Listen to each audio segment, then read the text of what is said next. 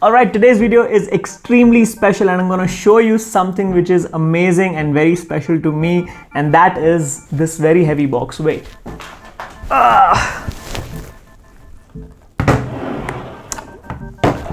There you have it. This, my friends, is a portable 80-90-year-old gramophone. That's right. This runs on mechanical power. It doesn't run on any power externally or any kind of battery or any of that sort. I'm going to open this and show you how it works. This will be a good trip back to the times when people used to listen to music on these vinyls. So let's take a walk down the memory lane and see how people used to listen to music about 80-90 years ago. Let's go.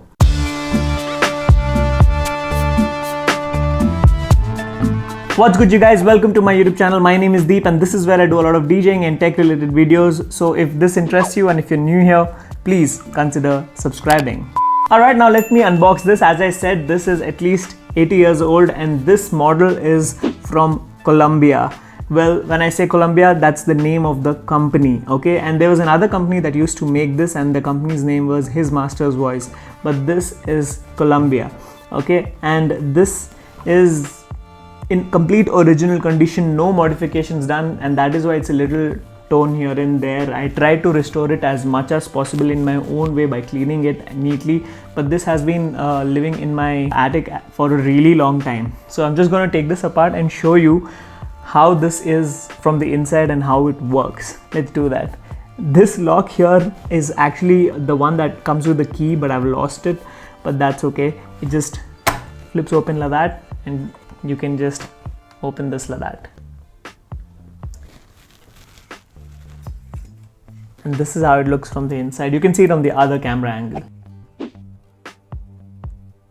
Now the thing is, this is supposed to remain like this, okay? But I've removed this part here, which holds this in its place like this. Which holds it in this place. Because I just wanted to completely open it and show you how it works. But the reason behind that is because this is a portable gramophone, and by keeping it like this, the sound is amplified with this area. But now I'm just going to leave it open like this and I'm going to show you all the other things. You can see it on the top angle. This is the platter. This is the tone arm. This is where you hide or keep your needles. On top of this, on one corner, there is a hole with which you can just take a needle and drop it to another container which is below this, and inside that is all the used needles. So this corner is for the needles. That's right, it runs on needles. And this here is the speed adjust knob, and this is a handbrake, okay? And this one here, if you can see, is the handle, that also known as a key. What you do is you take this out and this is what you use to fill in the coil that then runs this, okay? This is like a key. You remember those toys that we used to get when we were kids, these little monkeys that would clap, there would be a key at the back. Similar concept, but yeah, okay? So this is the key for that. This is a tone arm, and if you can see, it's sitting in this clip which holds it in place, okay? And when you take this out, that's how it moves, okay? This is the speaker unit. This particular thing is the speaker unit. This one is from His Master's Voice. So my grandpa had two of these machines, two of these portable gramophones. But unfortunately the other one, I'm not sure where it is or what it is. That's why we have the speaker with us, but the gramophone is no longer with us. But yeah, this is the Columbia speaker, which is original to this unit, and it's the same thing. Now the magic is that this doesn't require any power, because this itself is what takes in the vibrations from the vinyl. Also, let me show you the vinyl. This here is a His Master's Voice vinyl. Very different to these. These are the new age vinyls. It's very flexible. These are very rigid. more like a rock, very firm. Okay, so both of these run, but I don't want to use these because this can get easily scratched because of these old needles, so I'm just going to leave this aside.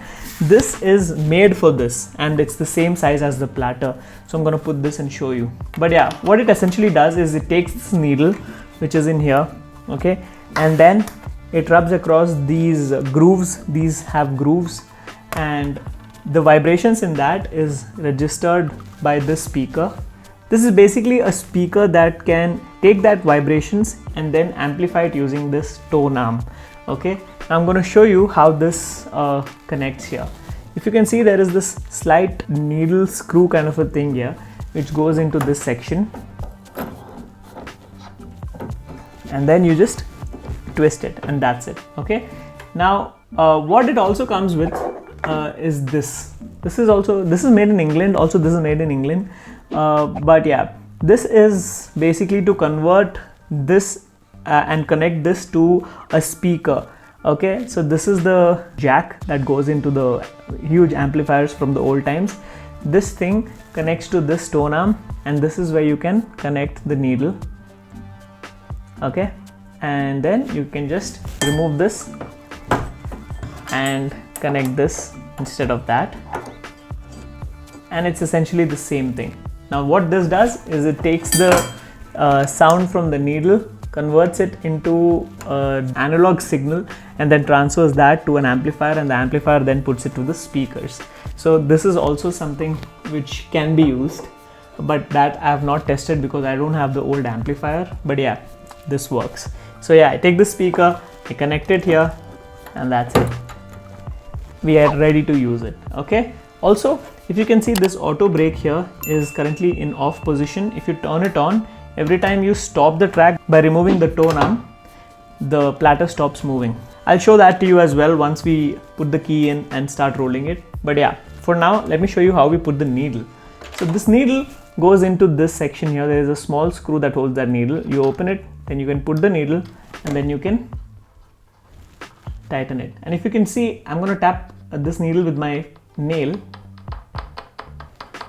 and it makes this sound. That is basically the sound that the speaker is receiving through this. It's very different. Okay, now let me also show you what's inside this. I'm going to remove the platter and show you what's underneath that. Slightly rusted since it's 80-90 years old. Now you can see from the top angle what we have here. Okay, this again is the slow fast speed adjust arm, and that moves this. This is how the speed is adjusted, and this is where the key goes in. See? Okay, this is the auto brake system, on off, and this here has like this rubber bush that stops this disc or platter from moving, because it has this slightly raised edge in one of the sides. Okay, just gonna leave this here. Okay, and also this is a handbrake. I've not been able to get this to work. I'm still trying to research on that, on how to get that to work. But yeah, essentially what this does is just you can just flick it and it'll stop spinning. And that is the functionality, completely mechanical. And as I said, this model number is number 9000, Columbia 9000. Now let's put it back together, and then let me roll in the key and see how this sounds. The disc goes back in just like that, and there you go, that's done. Okay, now let's put the vinyl. This is the vinyl which I'm just gonna place on the top. Any one side is good, but one side is better than the other, so I'm just gonna use the side which is better. And this is from Dil De Ke Dekho, a movie, and the singers of this song is Mohammed Rafi and Asha Bhosle. Wow. Okay, just gonna put this vinyl here. Now you take this key, put it here in the corner. Now it's time to roll in the key and see how this sounds. Let's go. Now if you can see, as soon as I start rolling in the key, the platter will start moving. Right now the brake is engaged, so yeah, now it's moving. Okay, now let's open the tone arm and now let's listen to this.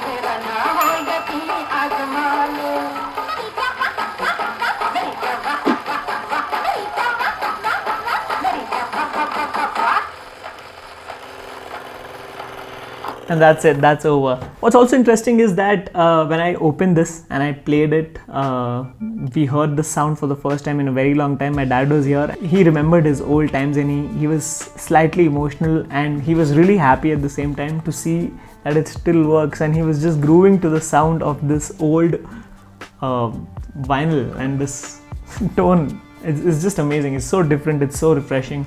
It's something which you don't hear. I understand the quality is not that great, but that is all you got back then, better than the radio. Maybe you can also show this video to your father or your mother, and maybe they'll have some memory of this as well, and this might just refresh that for them. They might just feel happy, just like how my dad was. So go ahead and share it maybe with someone who would find this video interesting, or share it with your parents, your grandparents. Why not? I mean, this is from their time. They would love to see this in working condition in today's time. That will be amazing, right? So why not share it with them? Go ahead. Also, you might have seen it in cartoons about these vinyls. It has like this little problem. If these the grooves are spoiled for whatever reason, it's because of the wrong kind of needle, then it goes into this very funny loop. Okay, so I'm just gonna show you, because this disc is actually slightly damaged. So when I put the needle on top of that section, it goes into the loop. Let's listen to that.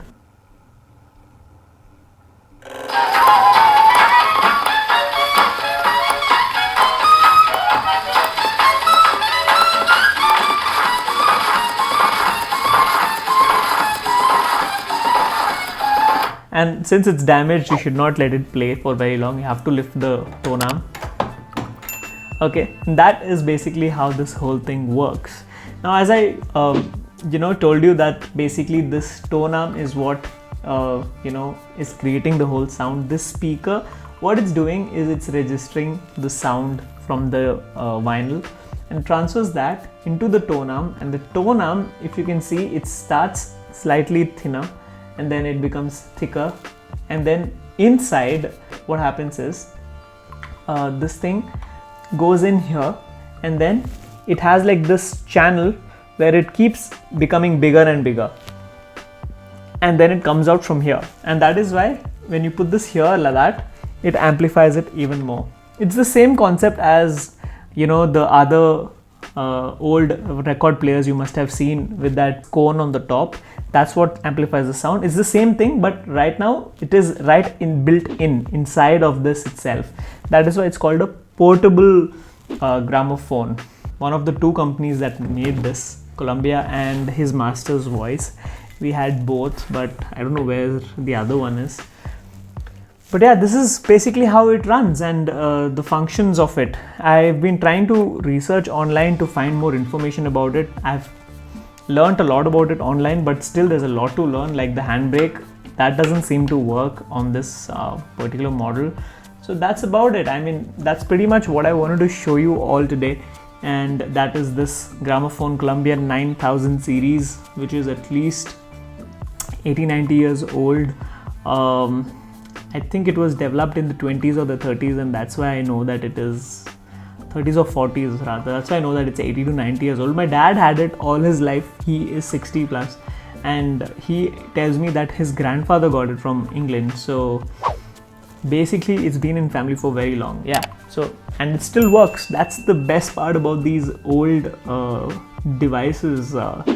They just never stop working unless there is a major fault, like you drop it or something. If you damage it or break it beyond imaginable conditions, then yeah, it will stop. But yeah, this still works. Yeah, there is this slight sound here and there, but essentially it still works. Well, there you have it. That is the Columbia 9000 series portable gramophone, which I had for a really long time with me, and I was really happy to have this with me. I thought it will be interesting to show it to you all and see how music was heard back in the time, and how this whole thing about DJing also started. These vinyls then converted into digital vinyl players with a digital tone arm and needles which convert the signal into a digital signal, and then this whole thing.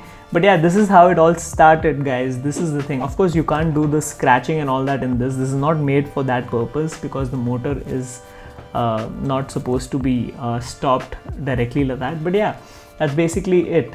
I hope that you guys enjoyed watching this video today and that you guys got to learn something new. If you guys did, please don't forget to hit that like button and share this video with your friends. And while you're at it, it'll be nice if you can click on that subscribe button and click on that bell icon to get notified every time I upload a new video. That's been it. My name is Deep, and I will see you guys in the next one. Happy to help.